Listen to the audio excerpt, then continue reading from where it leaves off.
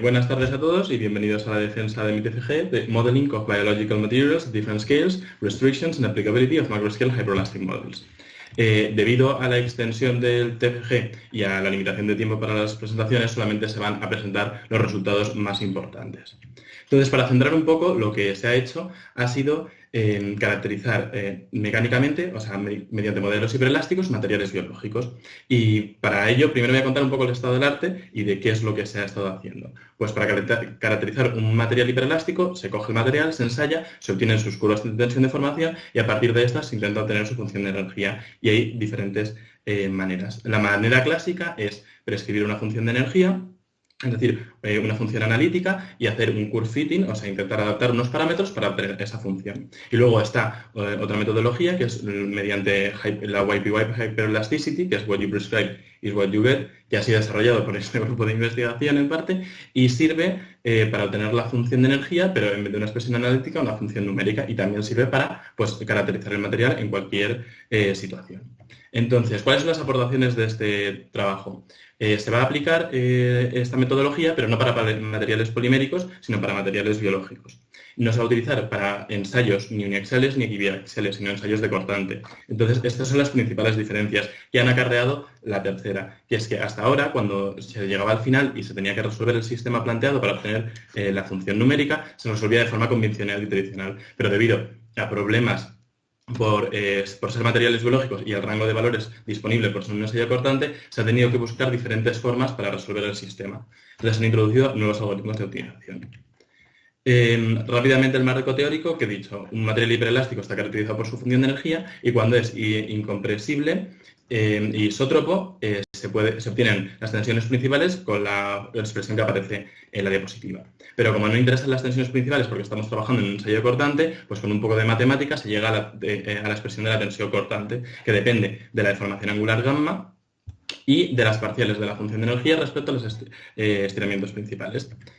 Entonces, dejando un momento de lado el ensayo y centrándonos en la aproximación, lo que se supone es que el material biológico a nivel macro responde al comportamiento a nivel micro. ¿Qué quiere decir? Que suponemos que el material está formado únicamente por redes de cadenas dispuestas isótropamente. La deformación agregada del material es el agregado de las deformaciones de las cadenas. Entonces, hay que definir un estiramiento de una cadena genérica, que es lambda chain, en función de los estiramientos principales, con la expresión que aparece aquí. Entonces, lo que se hace es, si el comportamiento macro responde al comportamiento micro, la función de energía del material es el agregado de la suma de las funciones de energía, la integral al volumen de las funciones de energía de cada cadena. Pero como la expresión lo importante era la parcial de la función de energía respecto a los estiramientos, se procede operando y finalmente se pasa de la integral a una cuadratura de Gauss para operarlo numéricamente. Y aquí aparece el término P-chain, que esto es importante porque es lo que se va a calcular, que P-chain es la parcial de la función de energía de una cadena genérica respecto al estiramiento. Y es lo que se va a utilizar para calcular la función de energía a nivel numérico en vez de la función de energía. Entonces, esto se introduce en la expresión anterior y se llega a esta expresión, que es genérica, da igual la forma de modelizar la P-chain. Entonces, en verde obtenemos se obtiene a través del ensayo, es decir, la tensión, la deformación angular y los estiramientos principales. En naranja son los datos de la cuadratura y en azul es la P-chain, que se puede modelizar de diferentes formas. La primera forma que se ha utilizado ha sido mediante B-splines. Entonces, las n son las funciones de forma, que son cúbicas periódicas, y las P-chain con gorrito son los vértices. Y, por otro lado, hemos utilizado también el método de la tangente, que esto es un híbrido entre YPY y un modelo clásico, porque no se prescribe la función de energía, sino que lo que se prescribe es la P-chain. Y se prescribe de esta forma para que cuando estamos en pequeñas deformaciones, es decir, cuando el ángulo es pequeño, vaya como K por lambda chain, como un material elástico. Entonces, ahora ya procedemos a mostrar los ensayos y lo que se ha obtenido. El primer material biológico que ha caracterizado ha sido tejido cerebral. ¿Por qué? Pues porque es importante, por ejemplo, conocer las presiones que se generan cuando hay un crecimiento de un tumor o cuando haya malformaciones, o simplemente para analizar la respuesta mecánica frente a impactos y así poder diseñar mejor protecciones o otras aplicaciones también. Entonces, Los datos se han obtenido de un ensayo de Rashid y de Strade de hace unos años, en los cuales cogen cerebros de cerdo, los tallan todos de la misma forma y los ensayan a diferentes velocidades de deformación. Entonces obtienen para las 4 velocidades de deformación las curvas de tensión de deformación.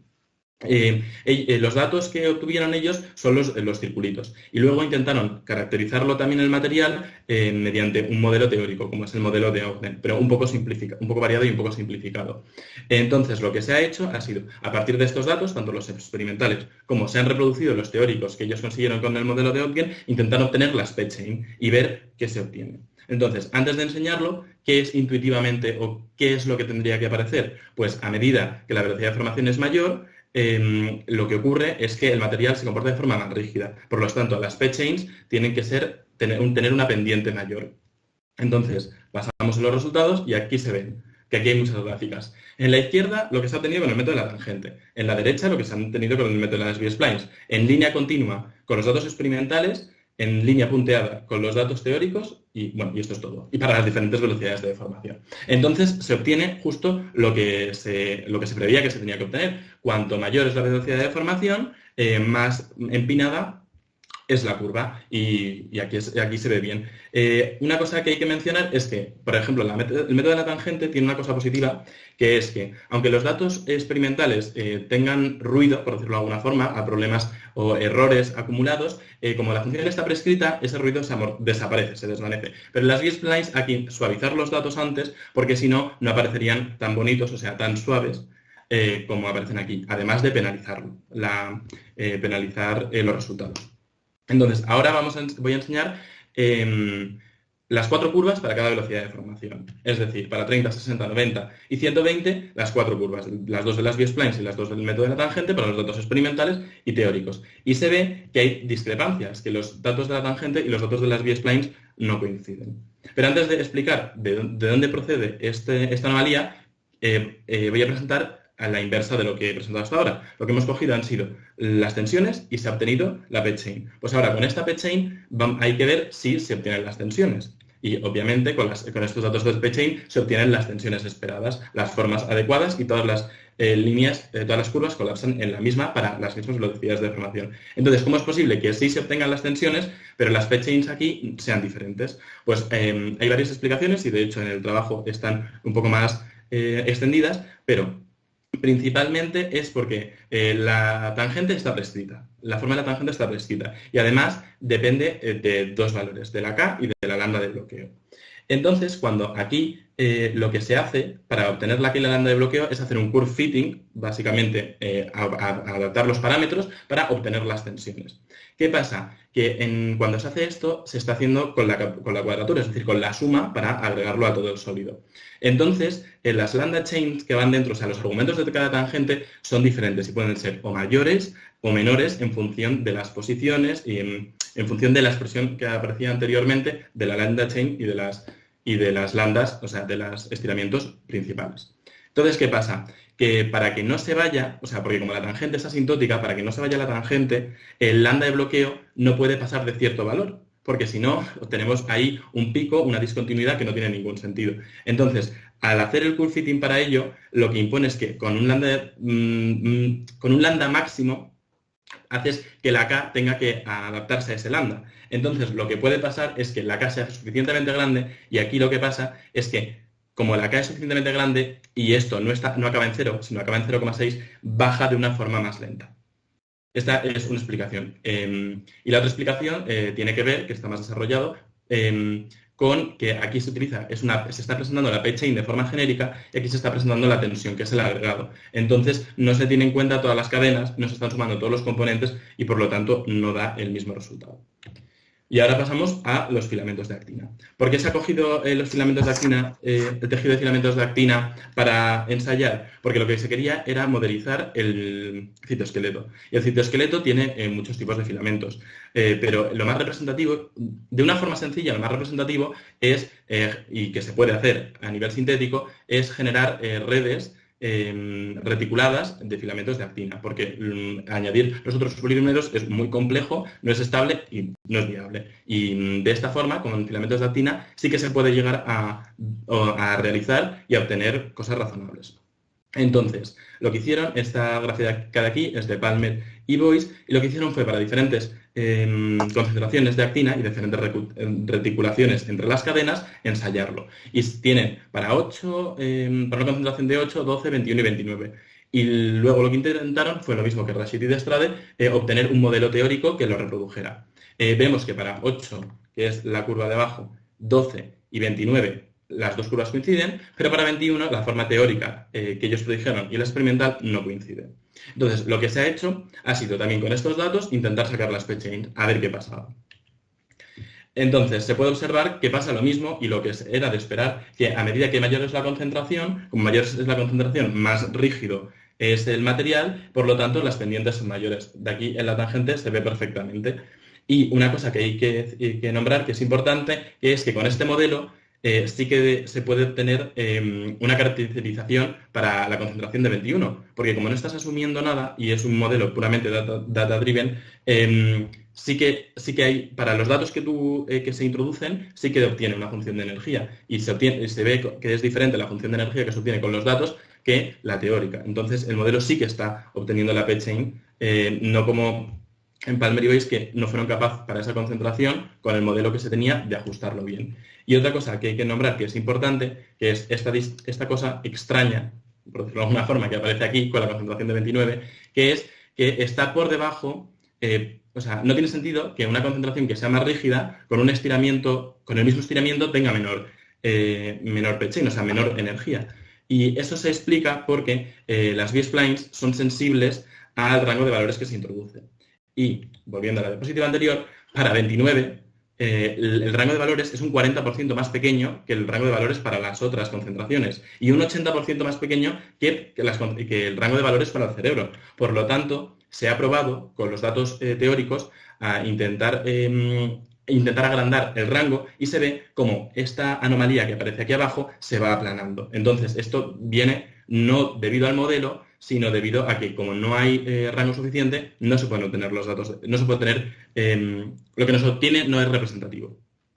Entonces, ahora se presentan todas las curvas juntas para todas las concentraciones y en este caso vemos que no sale el mismo problema con la tangente como salía con el cerebro y que las 4 curvas son prácticamente idénticas, a diferencia de lo que he comentado de la de 21, porque los datos de entrada son diferentes, entonces obviamente van a ser diferentes las curvas, y la de 29, por lo que he dicho, la anomalía que hay de que esto va cayendo porque el rango de datos es reducido. Entonces, ahora, lo mismo que la de antes, a partir de la P-chain, intentar obtener las tensiones y se ve que las gráficas que se obtienen, la gráfica es calcada, o sea, muy parecida a la gráfica experimental. Entonces, bueno, ahora las conclusiones de los modelos y de la importancia, de la facilidad de usar cada uno y de las cosas positivas y negativas. Pues el modelo de la tangente es muy fácil de entender y muy fácil de implementar. Es literalmente una constante por una tangente. Es sencillo, no hay que comerse mucho la cabeza ni implementarlo de una forma complicada y es hacer un curve fitting. Sin embargo, las B-splines, pues sí que hay que entender un poco cómo funciona. Es más complicado, necesitas dedicarle tiempo e implementarlo es bastante más complejo. Con la tangente, ¿qué pasa? Que estás prescribiendo la curva.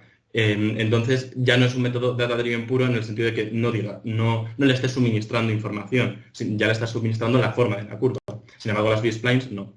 En la tangente, una cosa positiva es que, como ya está prescrito, no hay ni que penalizar ni que suavizar los datos. En las B-splines hay que suavizar los datos, o sea, hay que intentar eliminar el ruido antes de meterlo, porque si no es muy sensible a que se pueda dispersar y que no converja y no tener ningún resultado, y hay que penalizarlo para obtener pues, lo que se quiere.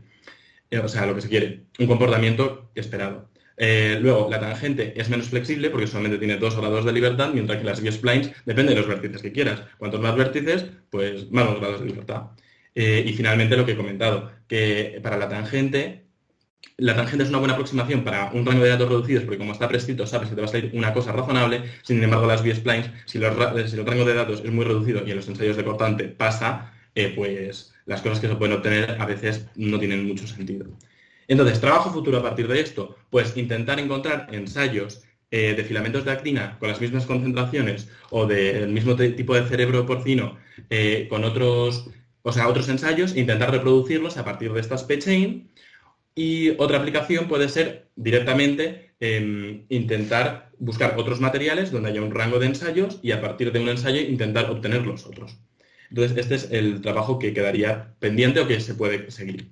Y esto es todo. Si hay alguna pregunta, espero que se haya entendido y si hay alguna pregunta, bueno, sé que va a haber preguntas, encantado de responderlas.